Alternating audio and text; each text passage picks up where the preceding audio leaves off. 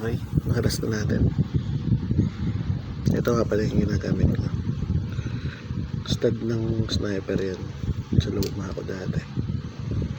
Tapos lagyan mo ng sakit. Pang bayo. Para mahugot na agad yung cam. Ayan, paghugot nyo yan. Ito madali lang ito eh. Pasok nyo lang yung flat screw. Tapos tagilid nyo ng konti. Para kumagat sa takin nyo. Ayan na. Pasok nyo. Tapos tagilid yung konti. Tapos matatagilid. Mahahatak mo na yan. Dito kailangan mahugot nyo muna yung cam. Kasi nakalaban yung spring dyan. Doon sa cam. Kapag nahugot nyo na yan, habang nakababayil yung spring, mahuhugot mo na yan. Gawin lang din.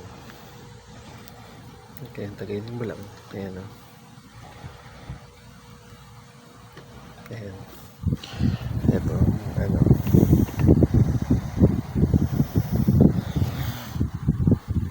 Ayan, kalog yung bearing. Up and down, kalog. Hindi siya masyadong kita eh. Ayan.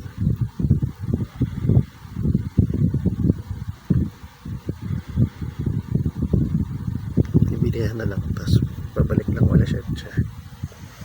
Hindi ko pa makompleto yung mag-video kasi hindi pa ako sanay.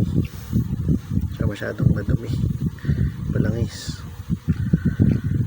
Kapag nasanay tayo, kompletohin natin yung pag-video. Hindi ko pa alam kung paano mag-timelapse eh. Yan, ito yung sa BBA niya. Pilihan na lang ng cam, ng tower arm. Tapos babalik natin. So okay na yan.